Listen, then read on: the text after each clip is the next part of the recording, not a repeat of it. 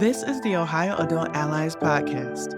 Welcome. Here, our mission is to develop, inspire, and empower youth leaders. Our topic for today is Youth-Infused Coalition work from the adult perspective, with special guests Jennifer Richards and Eddie Neal. Now here's our host, Mackenzie Kay. Hello, and welcome to the Ohio Adult Allies Podcast. My name is Mackenzie Kay, and I'm excited to share a conversation about youth-infused coalitions. Across Ohio, there have been many coalitions that focus on mental and behavioral health, yet youth involvement has varied. Today, we are talking with Jennifer Richards and Eddie Neal about their work with the River Hills Prevention Connection. Before we get started, let's do some introductions. Why don't you each tell us a little bit about yourself, your preferred name, pronouns, and relationship with the River Hills Prevention Connection? You can call me Jennifer or Jen, whatever your preference is. My pronouns are she, her, and hers, and I represent the healthcare component of the River Hills Prevention Connection. My name is Eddie Neal. I work for Impact Prevention. I'm a prevention specialist working with youth-led prevention, and we help partner with the River Hills Prevention Connection through different activities, different components of it, whether our prevention services, youth-led, or Party in the Park events. Awesome. So this is the third episode in a trilogy about the River Hills Prevention Connection. And in previous episodes, I've asked what the River Hills Prevention Connection does, but I think we have an idea of that. So how do you describe the River Hills Prevention Connection to others? I pretty much just repeat their mission statement, which I'm sure you've covered if you've gone over this before. But it's just empowering the community, families, and youth to make healthy lifestyle choices, and the area partners and stakeholders who represent a variety of sectors attend. These include organizations like Ironton Alive, which is a beautification CBO here in Ironton, Ohio. UK King's Daughters Community Health is represented. Appalachian Family and Children First Council is represented. The Health Department, which is me, and OSU Extension, just to name a few. There are others as well. So the big term we're introducing in this series is youth-infused coalitions. The definition of infused from Merriam-Webster says, to be infused is to be permeated with something that usually alters for the better. Do you find that youth involvement permeates the organization for the better? And why is it important to infuse youth into this type of work? Thanks for the question. Yes, definitely. Impact prevention's mindset is pretty much for youth by youth.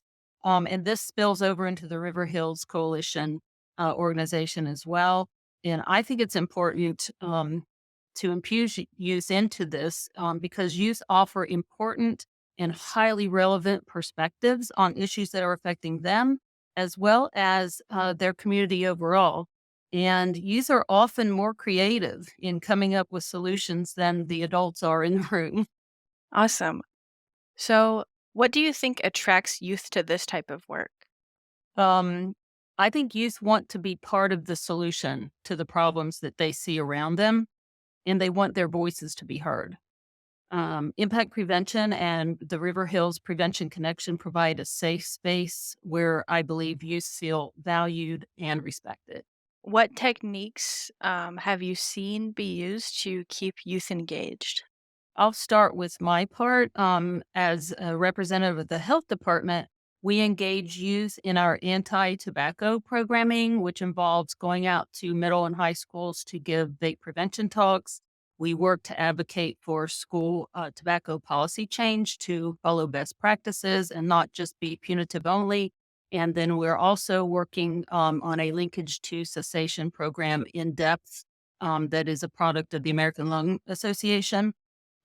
Also this year, we're working on our community health improvement plan at the health department, and we are going to invite youth voices to the table. It's really important to us that we hear from them. And I know Eddie does a ton more things. So Eddie, chime in. That's not what you do to engage youth. So we have Impact Youth-Led Prevention teams in all the schools in the county, and those teams are 15 to 30 youth at a high school or middle school, and they use local survey data, Ohio Healthy Youth Environment Survey, to identify a problem with practice. And they focus on positive mental health or vaping prevention, anxiety, depression, coping skills. They work on those areas that they think that they need to improve in their schools that would help their peers. And as a part of that, they also have an opportunity to be a part of our youth council, which would be a few representatives from each school coming together to work on larger countywide initiatives. So that's where the coalition work would come in to play. We do some summer events where we use the youth council to help plan those events, those party in the park events. And we also have a youth empowerment after school program and summer program as well, where we empower those youth to lead those activities as well as do peer-to-peer mentorship, homework help. So there's a lot of youth infused involvement for sure. Sounds like there's a lot of exciting work done on both of your ends. That's so exciting to hear about. What would you say is the biggest barrier preventing more youth from getting involved? The only thing I can think of is maybe it's a lack of knowledge, of youth that to know that there are opportunities in our community to do this type of work. That's the only thing I can think of. Tight schedules also play into a factor. Kids have a lot of responsibilities. Some of them are holding jobs, working in different avenues with the school, volunteering, different clubs, different sporting, academic, all responsibilities. So I think adding more to their plate, a lot of times scheduling becomes a barrier. So true. I can definitely relate. What advice would you give to a youth wanting to get involved in the Youth Infused Coalition work, but they're not quite ready? I would tell youth that whether they realize it or not, they have so much to offer for good in our community. So even if they're not sure if it's their thing or not, just give it at least a first try and find out. And also bring a friend. We'll tell them that we'll have free food and they should come try it out. That always works. Never a bad selling point there. Switching to the adult side, what does the term adult mentor mean to you? To me, that means you're a trusted adult who makes youth feel valued and respected. And also, to me, that would mean an adult who conveys that we adults learn just as much from the youth as hopefully they're learning from us. I would say being a better listener. A lot of times as adults, we want to be quick to have the answers, but we probably just should listen more and allow the youth to have the answers and not just forcing the answers upon them. What advice would you give to members of a coalition who want to infuse youth voices into the work they do?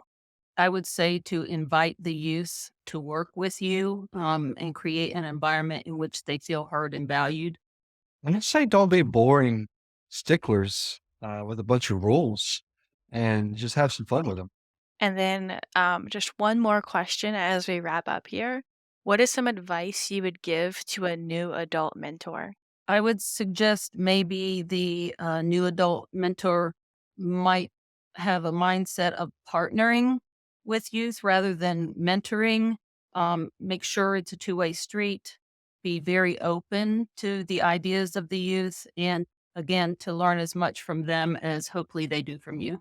I would look at it in a metaphor of driving a vehicle. A lot of times we want the youth in the passenger seat or in the back seat. And in this work, we need to put the youth in the driver's seat and us be in the passenger seat, helping them along, guiding them, giving them the resources and the support, empowering them to make decisions that they can be community change agents and just empowering them and even allowing them opportunities that where we may know that they would be headed towards failure. It's okay to fail. Failure is not final. And I think just being there alongside them and not always being in that driver's seat and wanting them to be in the passenger seat or sitting in the back, being quiet, not saying anything. Well, thank you both so much, Eddie and Jennifer, for having this conversation with me today and allowing our viewers a peek into the things you've learned. As for our viewers, if you would like to check out more about Ohio Adult Allies, please go to ohioadultallies.com or check out the YouTube page under Ohio Adult Allies. We would like to say thank you to our special guests. For more information about their organizations, feel free to use the information on the screen or below in the description. Thank you to our listeners. This has been the Ohio Adult Allies podcast. For more episodes, you can find us on Spotify, iTunes, Google Play, YouTube, and more. You can also find our episodes and more information about us on our website, ohioadultallies.com. And again, thank you.